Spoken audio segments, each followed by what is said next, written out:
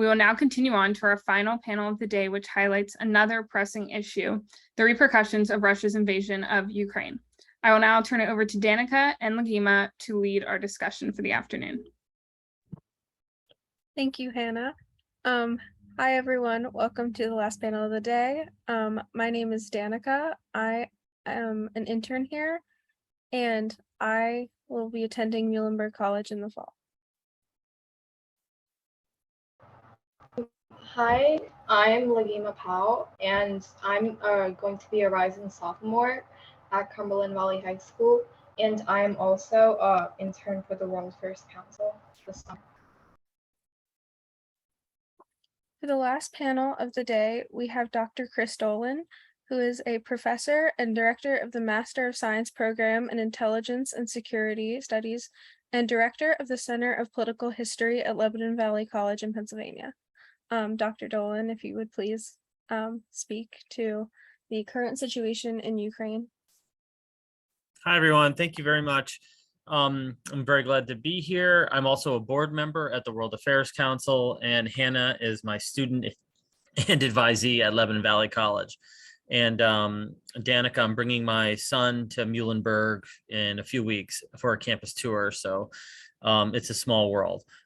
So yeah, what I wanted to do was, is focus on the war in Ukraine from a number of different angles. So my first approach is to look at the Russian invasion of Ukraine and the ripple effects, the global ripple effects, and then kind of pivot a little bit to how it's impacting the United States, the level of assistance the United States is providing Ukraine and the Ukrainian government, and the reasons, the political, geopolitical, economic, value-based reasons that the United States is supplying Ukraine with a significant amount of military, security, and economic assistance, and levels of support in American public opinion for U.S. support for the Ukrainian government in its fight against the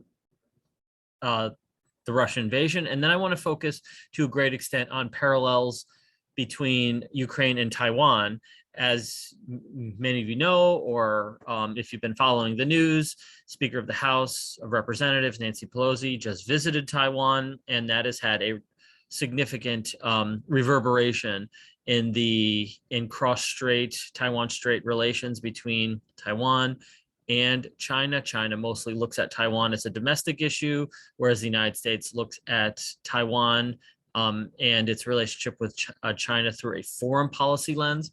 So, and then I'll conclude by answering any questions anyone has. So, and I know some questions have been forwarded to me, but I'll defer to the moderators on how best to handle those. So, so what I want to do is I want to focus on the major kind of macro level ripple effects of Russia's war in Ukraine and how it's changed the world from a number of different perspectives and on an almost permanent basis.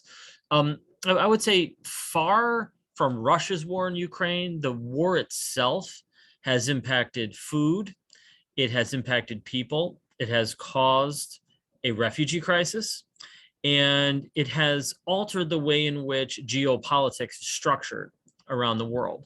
So what I want to do is I want to focus on the food and economic component first. I would say right now, and just kind of speaking based on what I've read and the data I've looked at, stores around the world are running out of cooking oil. People are paying more gas at the pump. Farmers are scrambling to fertilize their crops. Nations are rethinking their alliances. Alliances are shifting, and all that has to do with the Russian invasion of Ukraine, which I would say has caused seismic repercussions. So we're talking about a significant impact on food security, food insecurity, and food insecurity. So from the food insecurity component, Russia and Ukraine combined have 30% of exports of wheat, barley, corn, cooking oil, and those exports primarily go to countries in Africa and the Middle East, not Europe and the United States or North America. So there's a significant increase in food insecurity in sub-Saharan Africa, and that effect has been caused directly by Russia's invasion of Ukraine. Part of Russia's disinformation operations program is to blame it on Western sanctions. The reason why food is increasing and why food is becoming more scarce in places like sub-Saharan Africa, or even the Middle East and North Africa, the so-called MENA region, is because of American or Western sanctions. That is not true. A lot of it is because Russia has blockaded Ukrainian wheat exports from the Black Sea. And while Ukraine has altered its exports of wheat, and I would call Ukraine not just the bread basket of Europe, but almost the bread basket of the world, especially Ukraine and Russia. Now, while Ukraine can export its wheat via overland transportation, by rail or by road, that is a lot more expensive than putting it on container ships and sending it to ports in Africa or the Middle East. So food security has been significantly threatened by Russia's invasion of Ukraine, and that has very little to do with Western sanctions, which are mainly a response to the Russian invasion. So the disruption of the flow of those goods are also compounding global supply chain problems, climate change challenges, driving up food and gas prices, causing shortages and pushing millions of people into hunger. So the Russian invasion of Ukraine, which has impacted things like wheat, barley, corn, cooking oil, comes on top of global supply chain problems, which comes on top of the COVID-19 pandemic. And so, which comes on top of green energy transition difficulties, climate change, and all of these other factors combined will cause food prices to increase.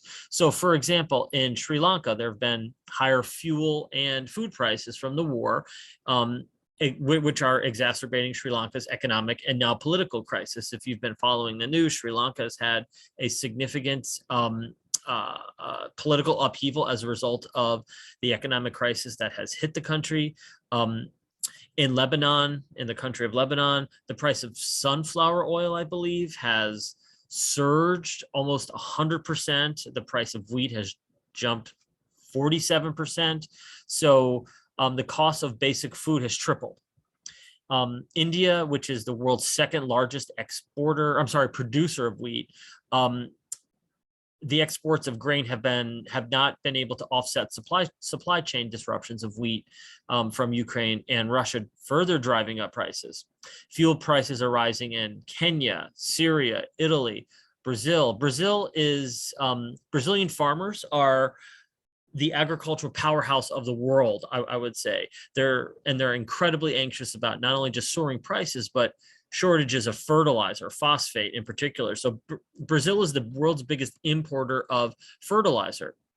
And Brazil produces, obviously, coffee. And Russia accounts for over a fifth of those imports, and followed up by Ukraine. So the implications of this are significant, they're far-reaching, and they're probably not going away anytime soon. There have been some answers that have been proposed by experts in my field in international relations and in security, which are to maybe flag Ukrainian wheat shipments coming out of the Black Sea with American flags or British flags, which would discourage or deter Russia from sinking those ships. But that might not be as wide-ranging of a solution as just simply ending the war. The war needs to end in order for food insecurity to be addressed. So beyond food and global supplies of food, I would say displaced people have been the second most significant repercussion or reverberation around the world. Almost 6 million people have fled Ukraine. And it's the fastest growing refugee crisis in modern history. Humanitarian groups and NGOs are overwhelmed, resources are strained, and compounding that with COVID, climate change, and food. The UN Refugee Agency, the UN HCR, has been it's already had to deal with and contend with refugee crises in Syria. One manufactured by Belarus against the EU from last year. So there have been tens of millions of refugees already around the world, and then Russia invades Ukraine, and that adds another 6 million people. the countries that have been most impacted have been, I would say, number one, Poland. Poland has absorbed about 3.4 million Ukrainians. And a lot of that has doubled the population of the capital of the country, Warsaw, and that has impacted schools. It has impacted stores. Most Ukrainian refugees who fled to Poland are housed with Polish families, and they're not in tented sites. So they're absorbed into the Polish population. Those children need to go to school, people need to go to work, people need food. All of that costs money. So there's been a significant impact. Followed up, I would say after Poland has been Moldova. Moldova is one of the poorest countries in Europe and has the highest per capita amount of Ukrainian refugees, nearing almost 500,000. That's 1/6 of Moldova's population. And while many of these Ukrainian refugees have been accepted with open arms in Moldova and in Poland, there are pressures that do come with that. So after, I would say, the refugee crisis associated with Ukraine, there's been a geopolitical reverberation. This is a war in the center of Europe. A nuclear power has invaded a former nuclear power, Ukraine. Ukraine gave up its nuclear weapons in the 1990s and the early 2000s as a condition for integrating with Euro-Atlantic institutions, partnering with NATO and with the European Union. And I'm sure Ukraine regrets that decision to do that now, but it has led to a profound realignment in geopolitics. It's rattled prominent players like the European Union, the United Nations. China in particular finds itself, I would say, in a delicate diplomatic spot right now. China has pledged a partnership and friendship with Russia based on no limits, a no limits partnership with Russia. Up to this point, China has not provided material support, that is weapons, food, humanitarian assistance to Russia, but that could change because Speaker Pelosi just visited Taiwan. So all of these different geopolitical kind of tectonic plates are shifting right now. I would say the most direct impact has been Finland and Sweden now wanting to join NATO. They are EU countries, but now if Vladimir Putin wanted to invade Ukraine in order to prevent greater NATO expansion, he failed at that. Finland and Ukraine will be NATO members sooner rather than later. I don't have a timeline on that, but NATO has endorsed their membership. So Putin got exactly what he was hoping against, and that is expanding the size of NATO. And Sweden and Finland, unlike recent political additions that are more political in terms of new memberships to NATO, Finland and Sweden bring real political and firepower into the alliance. They're already interoperable with NATO systems. They already conduct joint military drills with NATO members. So NATO will be larger and more powerful and will address projections of power in the northeast flank of NATO, so the Baltics and Poland. The Baltic Sea will be effectively transformed into a NATO lake. NATO will now have greater power to project into the Arctic Circle to counter Russian militarization of the Arctic Circle. So we're talking about a significant realignment in Euro-Atlantic security and power projection. Another reverberation is obviously Taiwan, the self-governing island that China believes is part of its own sovereignty. It's rethinking its defense posture. Its residents are nervously watching and following the war in Ukraine. Again, China claims Taiwan as its territory, as Russia does parts of Ukraine or the whole of Ukraine. As Vladimir Putin has repeatedly said, he believes Ukraine is a fake country. He doesn't think it's a real country. He thinks Ukrainians are little Russians. And he thought that Russian troops would be welcome with open arms in Ukraine. And that has obviously not happened. Ukrainians have a separate independent identity, especially since Russia illegally seized Crimea in 2014 and launched an interventionist war in the Donbass region, which is the far eastern part of Ukraine. Now there are Russian-speaking Ukrainians who are vehemently anti-Vladimir Putin, anti-Kremlin, and have joined the Ukrainian military in fighting against the Russian invasion. So I would say that Putin's hope of preventing a separate Ukraine has actually resulted in that very reality. And I think that it's been a dramatic blunder and miscalculation on Vladimir Putin's part. And I would say the fourth reverberation has been energy, to tell you the truth. Russia is the second largest producer or extractor of natural gas, the third largest producer or extractor of oil, followed by the United States and Saudi Arabia. The European Union up to this point has particularly been overly dependent on Russian energy. It's now preparing to phase in an oil embargo. And with a few objections here and there, namely Hungary, most of the European Union is pledging to import a significantly less amount of oil into the European Union. Russia has been able to actually has done I would say that Russia has been successful in actually resisting that. It's making more money on oil exports now than it has been before. Why? The price of oil has gone up. So although Russia is exporting less oil to Europe, in particular less to France and Germany in particular, Russia is making even more money on oil because the international price has gone up. So I would say that Russia has so far has come out relatively well, at least in the short term, when it comes to the price of oil. The price of natural gas is a completely different story. That is something that cannot be addressed by finding new customers. You need pipelines. Most of Russia's oil production, most of the new customers that Russia could find for its natural gas are west of the Ural Mountains, in particular, maybe India and China, and Russia doesn't have the infrastructure for that. The United States is now one of the world's leading producers of natural gas and is committed to increasing both its own production of oil and natural gas and exports to Europe, but also to pressuring its allies, the Saudis, in increasing oil and natural gas production. So I would say those are the four major areas. And on top of it are the obvious security implications. Russia has more nuclear weapons than any other country in the world. Its military attack on Ukraine re-energized NATO, an alliance that was losing or having a harder time justifying its credibility. The Trump administration, and to a certain extent the Obama administration, were questioning NATO's credibility as a military and political alliance. Well, that question has now been settled.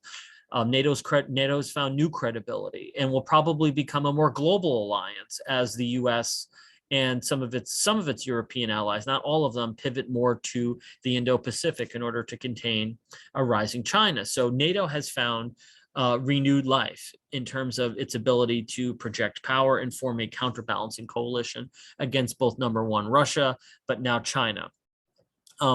So the implications in the United States, I think that there's been some clarity in US foreign policy when it comes to Ukraine.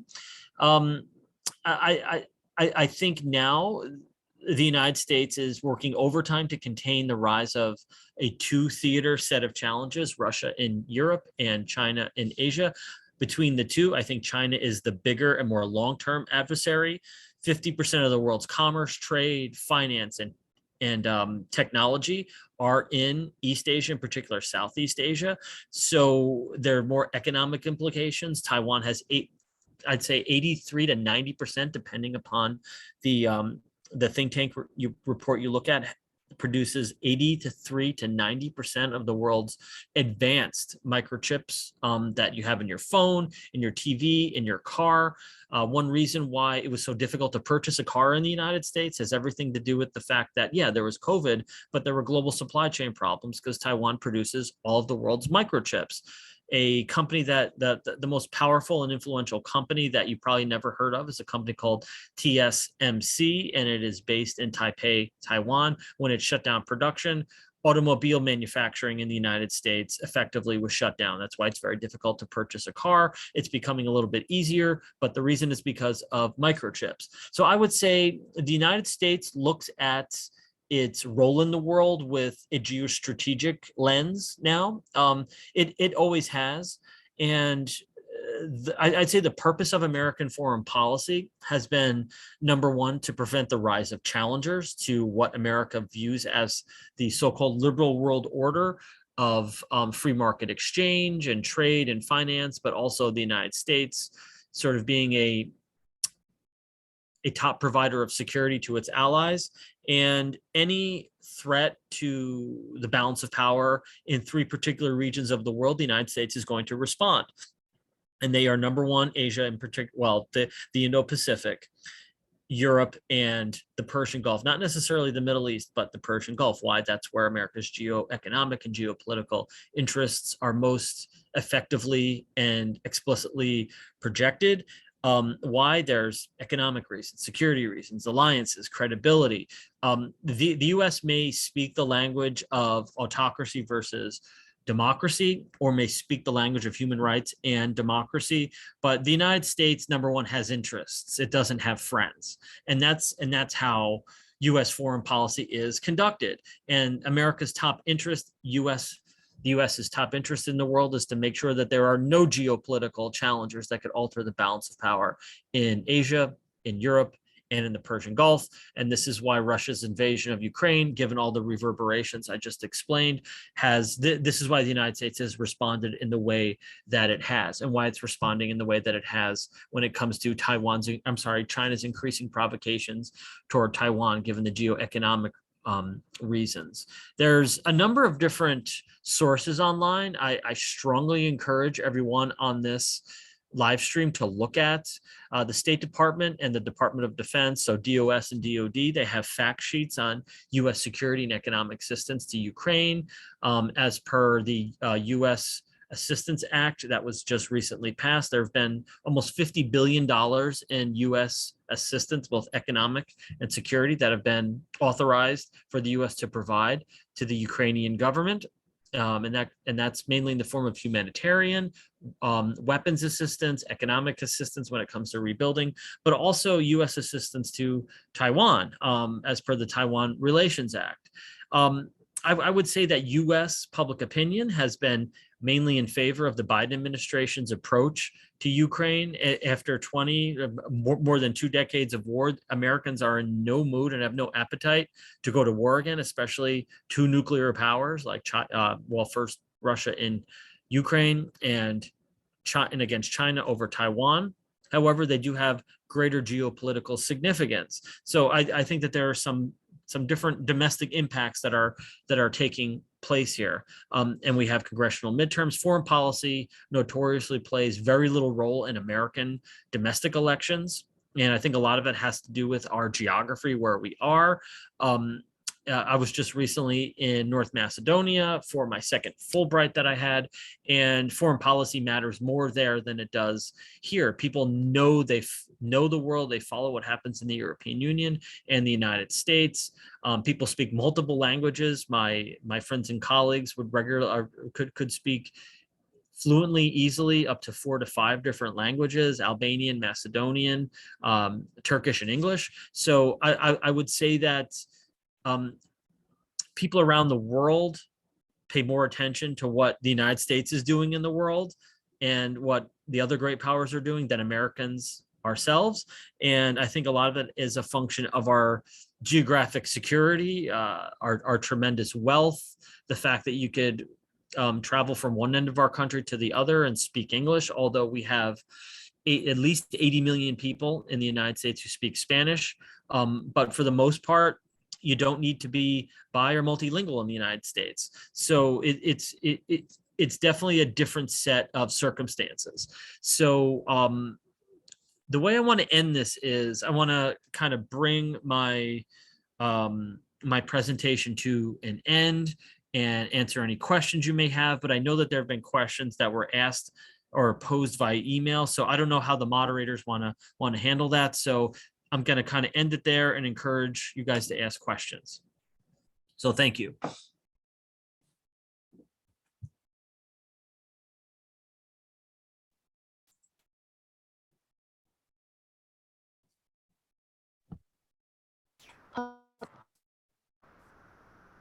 Thank you for that amazing information. We will now start taking questions. So you can type in questions in Q&A chat.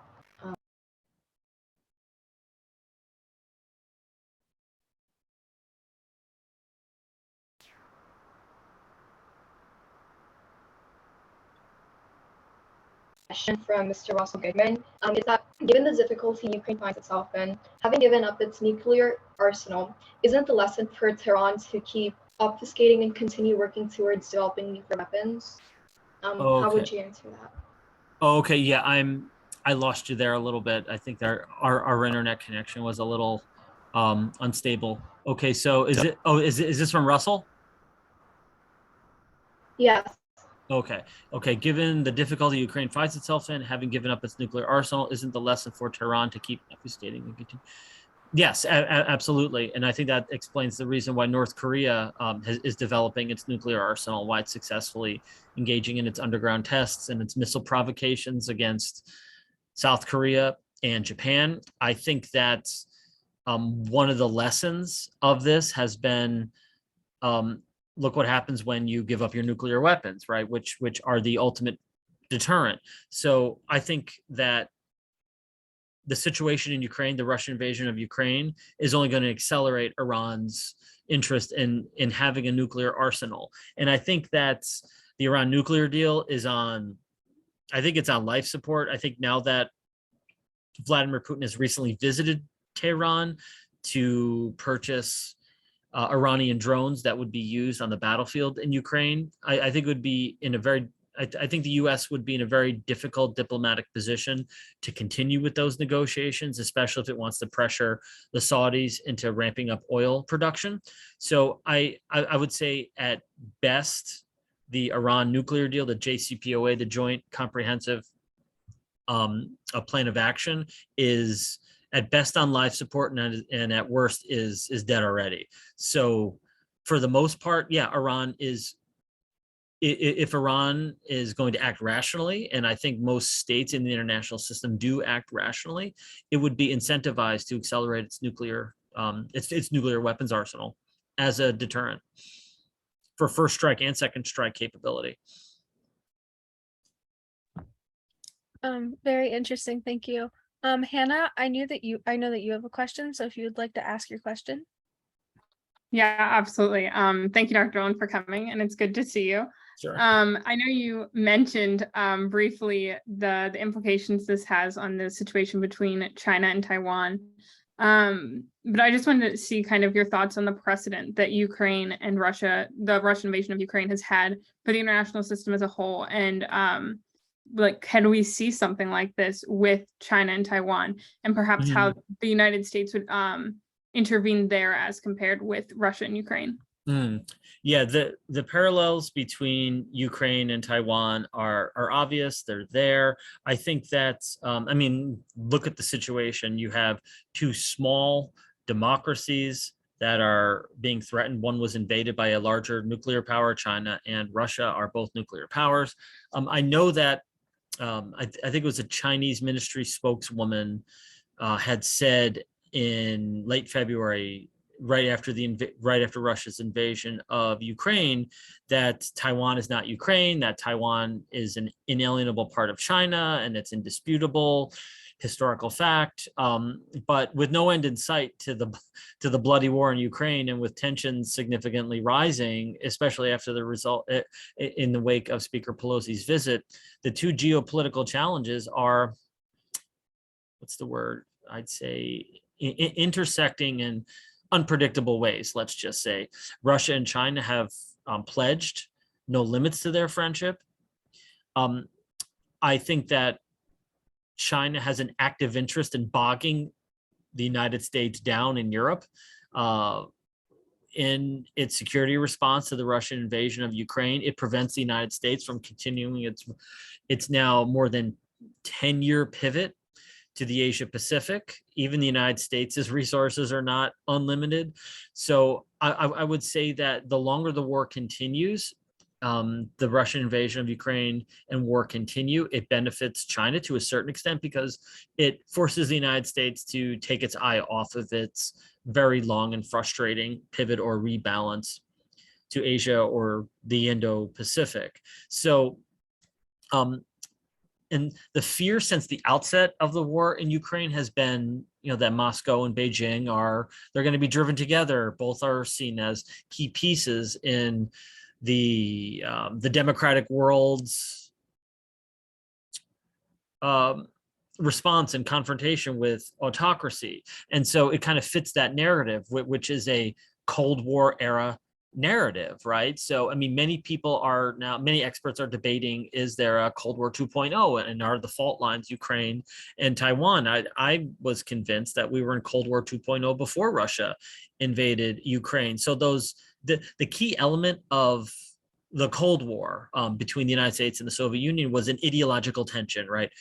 East versus West, democracy versus autocracy. And we know that was overly simplified. The United States supported reprehensible autocratic governments during the Cold War and will continue to do so.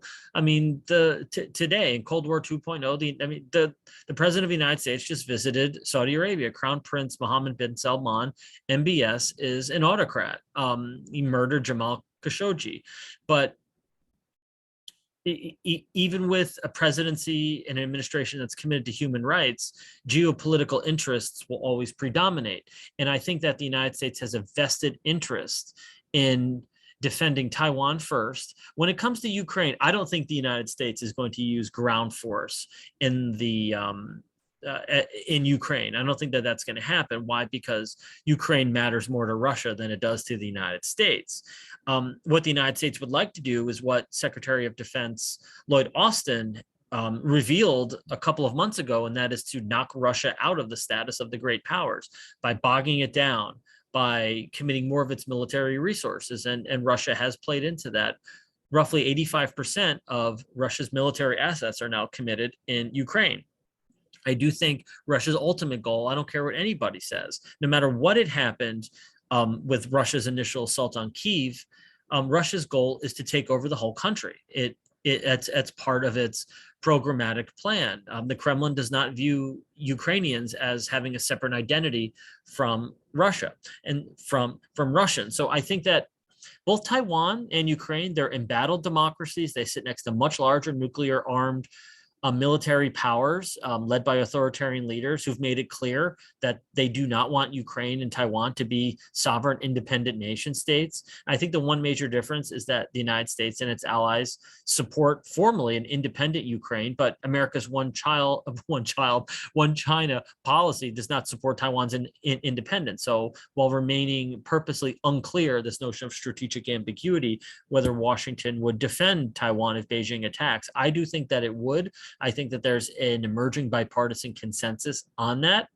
I think that it's going to be inevitable that that U.S. policy towards Taiwan become less ambiguous over time. There have been many experts who've talked about this. The United States has provided $54 billion in assistance to Kyiv and $3 to $4 billion in support to Taiwan every single year since the Taiwan Relations Act was passed in the late 70s. So I would say a conflict with China over Taiwan would divide America's allies in Europe. Just having returned from 6 months in Europe, our allies, that is the US allies in Europe, are not on the same, most of them are not on the same page as the US is when it comes to China. Germany wants to trade with China, so does France, but there are others who would side with the United States on that. I mean, that's the one red line for the United States when it comes to commercial relations is America's NATO and European Union allies trading in dual-use technologies, autonomous weapons, AI, quantum computing, human enhancements, biotechnology. If America's European allies start to trade and share those technologies with China, that will anger Washington to the point where it could lead to almost a permanent rupture in U.S.-European relations. So, I think while China and Russia are united in opposing what they consider American hegemony, China is very mindful that it's not ready for a major war anytime soon with the United States. And given its zero COVID policies, given its recent economic struggles, its long-term demographic challenges, it's not itching to fight the United States.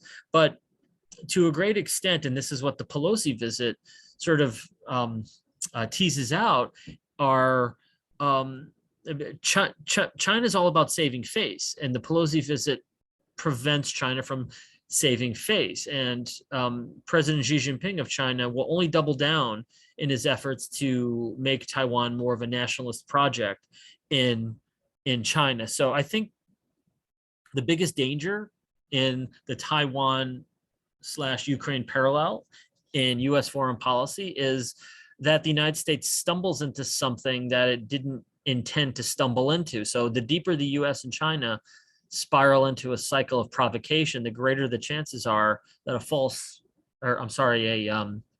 a mistake or a miscalculation can turn something that's more abstract at this point into an actual war. And that war could not go well for anyone. But the parallels are there. This is feeding into the US massive response to the Russian invasion of Ukraine and Russian military and economic support to Ukraine, because it needs to send a signal to China that it will do the same thing to defend Taiwan should Taiwan be invaded by China in a kinetic war. Thank you, Dr. Dolan. I think we're seeing if somebody can speak from the audience. Yes, I've just invited Dr. Norbash, who's our vice president, if he wants to speak. I think I've allowed him to be able to speak. Dr. Norbash, are you there? Yes, I am all Good. here. Okay. Very good. If you want, Okay. I saw that you had a question.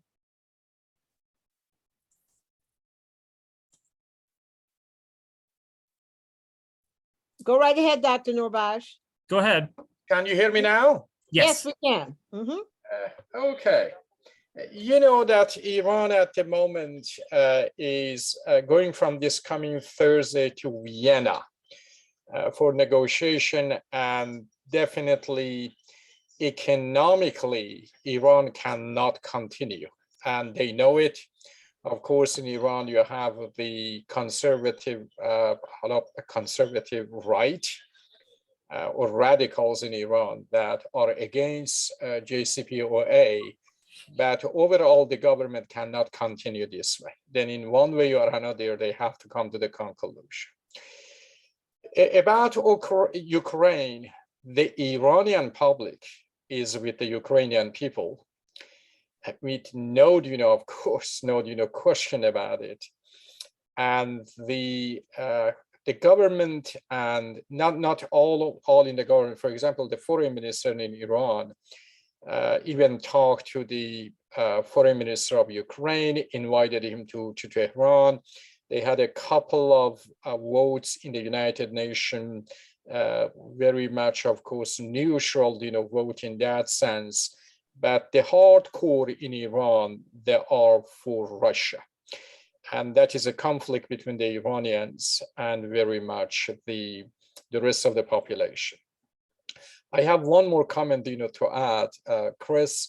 This is amazing that the 10 largest chip manufacturers, of course, you said it and you're right, TSMC is the largest in the world, but the CEO of that company, Mark Liu, had an interview with CNN and said in that interview that if China invade that country, then we don't produce chips under force and under gun.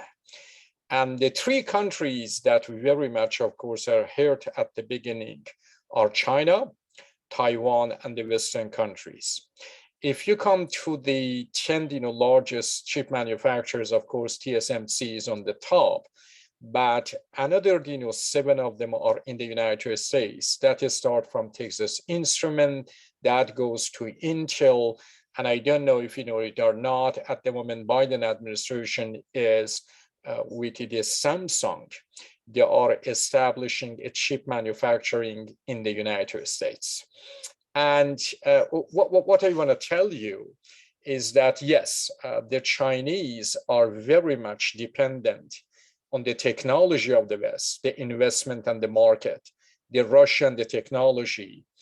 And I was investigating last week for one article, guys, for you is very important to know. When you put the GDP of the Western countries together, that is $62 trillion. If you go to China, that is around, I'm sorry, to China around 7.5, 18. If you go to Russia, that is a test for you guys. Do you know how much is a GNP of Russia? Less than $2 trillion a year. Yeah, it's roughly the same size as Italy. Yeah. And of course, if you look at, for example, South Korea is 10, Russia is 11 in terms of the GDP, but the GDP of South Korea is based on technology and export, and the GDP of Russia is of course is based on the energy and renting overall, that mineral. That is what it is. Russia does not have really a competitive technology in the world. And I just wanted, to add it to your conversation. I was listening to most of it. I came to the room. I had a meeting at my university. But right on. That's perfect, Chris. Chris, thank you for coming back from the 1 year of sabbatical. No? Oh yeah. It was I was on leave since from January to July, and I had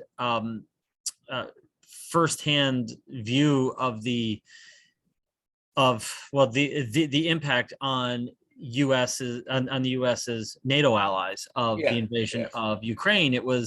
I had students protest. I had students try to rush to Ukraine's defense. The region of North Macedonia I was in the Albanian region, and they're vehemently anti-Russian in that region of the world, or I'm sorry, in that region of the country. So it was an interesting kind of firsthand view of the impact, and it kind of took over my research, which became more about Russian hybrid operations. And you know that for the first time today, you hear from the Chancellor of Germany that Putin, under the scrutiny and the harshness of the economy and the war and all of those things, is ready for negotiation. This is the first time after the month of the war. That is the first time you hear that news. And I don't know if you have looked at an investigation, a long article that Yale University put together on the Russian economy. That is a mass read, guys. Just go to your Google it and your Yale research on Russian economy, and you get, of course, the full article is about 90-page article with the addendums and those things. But that gives you a very nice overview of what is, of course, going on. And a couple of scholars were working on it, and this is a very nice read for the rest of your summer. It is not hard. It just give you numbers and a stat, and guys, that is very good for you. Yeah, I'm sorry. I'm done, Chris. Thank you. Thank you.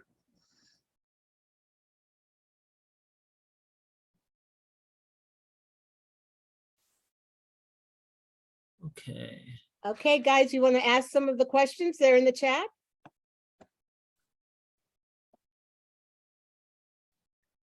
Okay, Lalima, one of you got to step up. Here, I have another question, if that's okay. So I'll step in quick. I know, Dr. Dolan, that you just mentioned, obviously. There is a question that's not from. Oh, okay. You can go. Okay. That you've been in North Macedonia, obviously, and that you saw all of the fallout from the invasion, obviously, firsthand. And you mentioned that you were in a region of North Macedonia that was very anti-Russian. I just had a question. Obviously, I know your research focuses, like you said, on hybrid operations.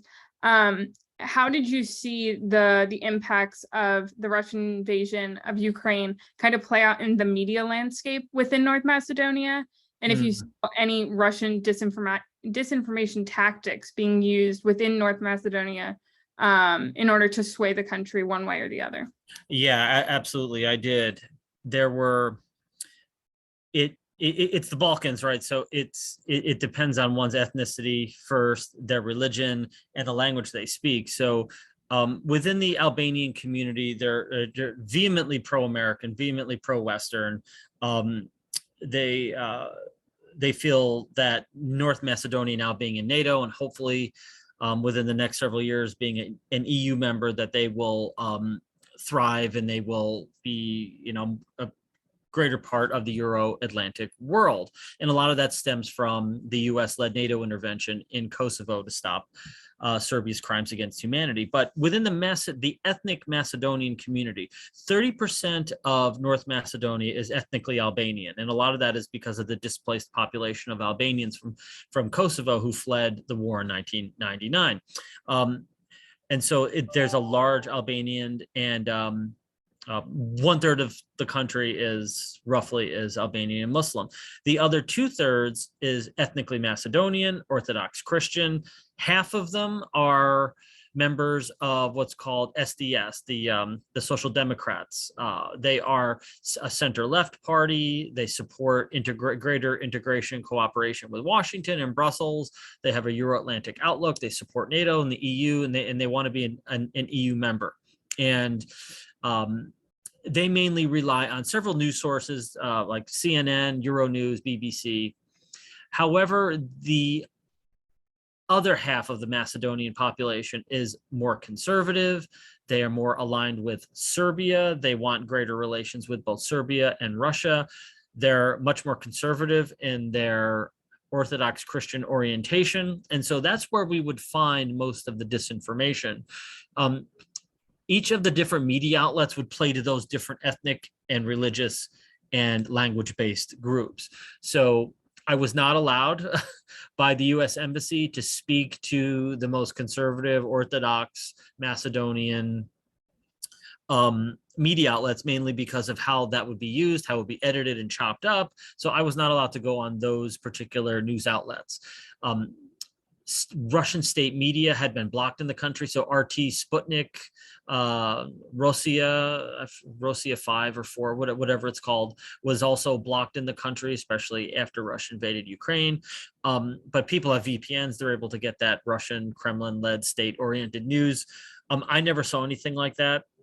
And so the most amount of disinformation were on these very conservative Orthodox Christian Macedonian news outlets, where it was framed that the United States had actually caused the invasion, that this was caused by the United States and NATO expansion. And look at the United States and how chaotic it is. I can't begin to tell you how much how much America's image in the world has been harmed by the January 6th armed insurrection that has been used and manipulated. And well, you really don't have to manipulate it, because they were, right-wing American extremists and armed insurrectionists tried to, overturn the vote in 2020. And so Russia and China know how to use them to their advantage. Why would you want to align yourself with a country that has this level of extremism, and so on and so forth? So the disinformation wasn't hard to create, actually. And so countering that became a very difficult thing to do. And there's two schools of thought to this, and that is you can do it from a defensive standpoint, which is you run media literacy, information literacy programs in the country, and you expect children and young people and hopefully older people to seek out better sources of news, right? But that to me is finding like a needle in a haystack. There have been more offensive strategies that have been put out there. For example, countering the disinformation by pumping out legitimate and truthful information through things like Voice of America, Radio Free Liberty, Radio Free America.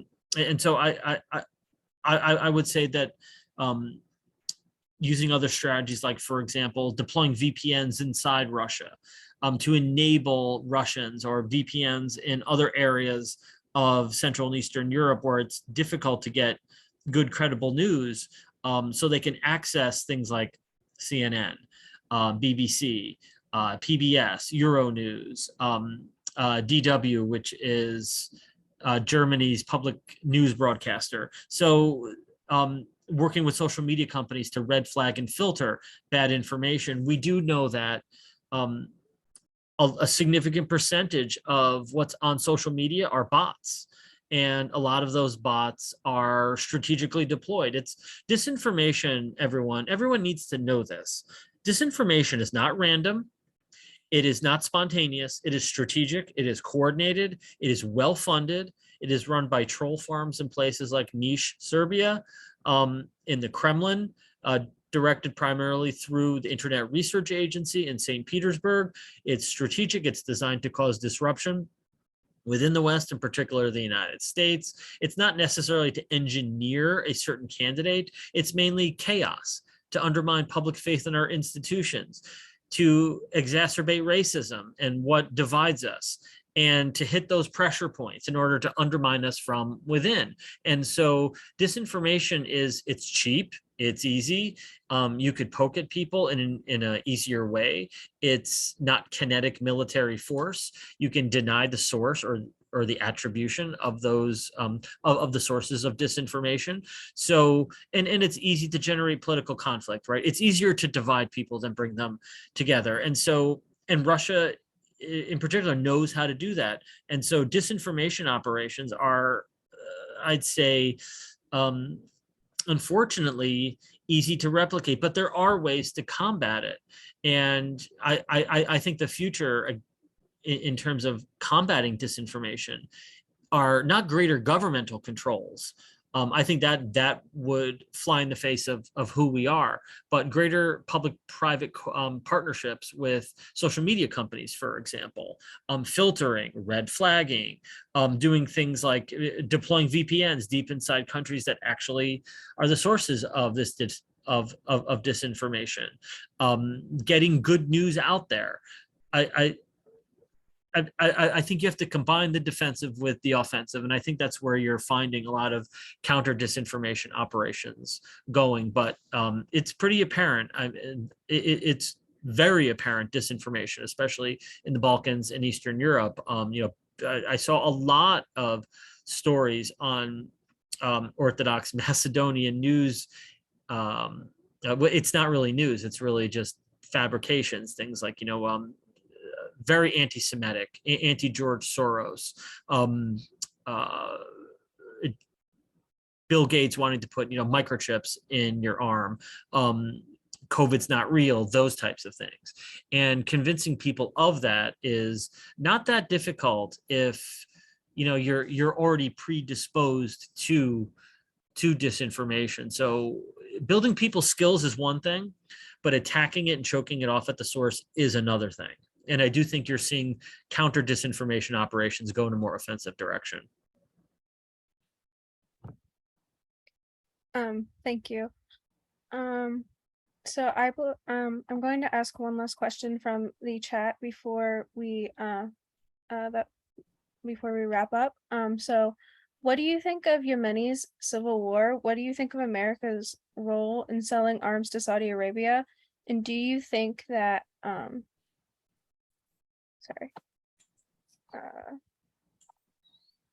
and do you think that differs in nature to America's support for Ukraine? To Saudi Arabia? I believe so. Yeah, that's something that the Biden administration in particular has been weighing, especially in the wake of President Biden's recent visit to Saudi Arabia. I think it really reflects how and the extent to which human rights and democracy on a substantive material level just don't matter in American foreign policy. I think a lot of that's great window dressing for a lot of people. And while those things should matter, they're relegated to the back burner when it comes to finding additional sources of oil and natural gas in Europe after the spigot's been cut off by Moscow. So I think that we have to ask ourselves the question, why does the US sell arms to Saudi Arabia? Well, it's to counterbalance Iran's military influence in the region and to keep Saudi Arabia from extremist attacks. I'm still scratching my head trying to figure out what the president got out of his most recent visit to Saudi Arabia. I mean, Saudi Arabia is a close ally, and Crown Prince bin Salman has made significant changes in the last several years, but in the end, he is an autocrat. So he's not a big subscriber to democracy. While Saudi Arabia is opening up, while there have been efforts to take power away from the religious police in terms of enforcing the Quran as its national code and law in the country, and those implementations are now in the hands of the secular police. I think that there's this duality in American politics when it comes to Saudi Arabia. The United States needs to sell Saudi Arabia weapons in order to counterbalance Iran in the region. Iran is moving Saudi Arabia and Israel are now moving closer to one another. The United States is going to need Saudi Arabia in order to project power into the Persian Gulf in order to prevent or maybe constrain China's ability to import oil through the Strait of Hormuz. So I think that there's a President Biden during the 2020 presidential election wanted Saudi Arabia to be treated as a pariah, right? Well, he can't do that now because he needs Saudi oil to make up for a decrease in the amount of Russian oil to Western Europe. And that's basically what it comes down to. So Saudi Arabia and US weapon shipments to Saudi Arabia are going to continue no matter what the White House says about human rights in the region, in particular Saudi Arabia. So it's a geostrategic reason why the US supports weapons to Saudi Arabia. No matter what the language is, the US arms sales to Saudi Arabia are part of America's geopolitical interests. And that's just the reality. Thank you, Dr. Dolan, for all of the interesting remarks today. I thought this was very helpful in helping us understand the current issues in Ukraine.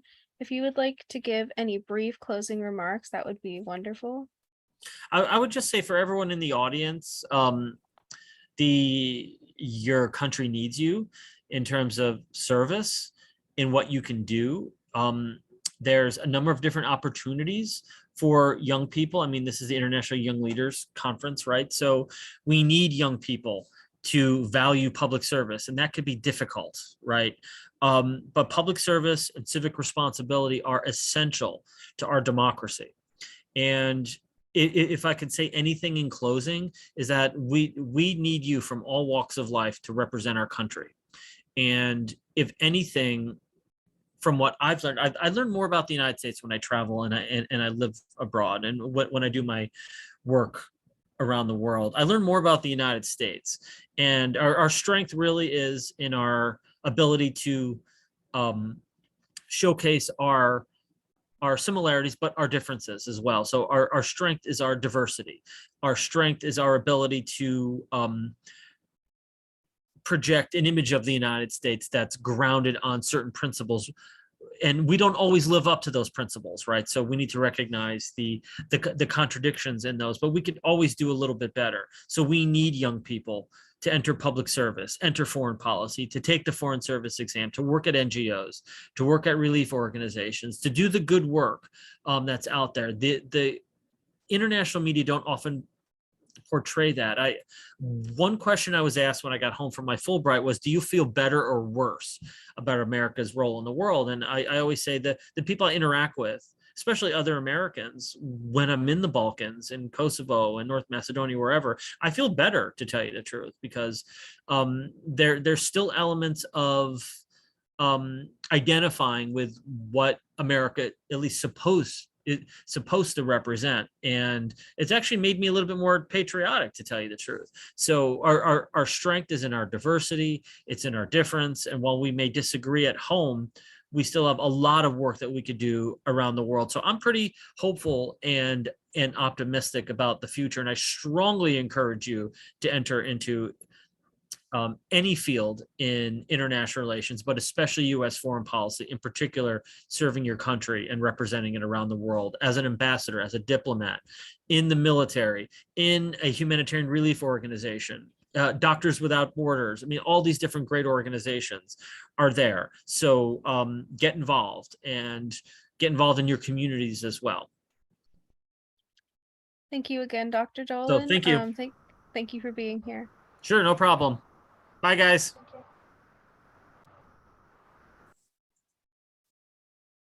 All right, so I will just give some closing remarks. I wanted to thank Dr. Dolan, who just left, and to Danica and Lagima for leading that discussion. I want to thank everyone again for joining us for today's conference, and I'm now going to turn it over to Alanis to give some closing remarks for the day. Thank you, Hannah. I would like to thank the World Affairs Council of Harrisburg, Penn Live, and Temple University of Harrisburg for all of their support throughout this summer. I also like to thank my interns, my fellow interns, for their hard work and dedication this summer and taking your time off of summer. And I hope you all leave here feeling better and prepared to save our future for our younger generations.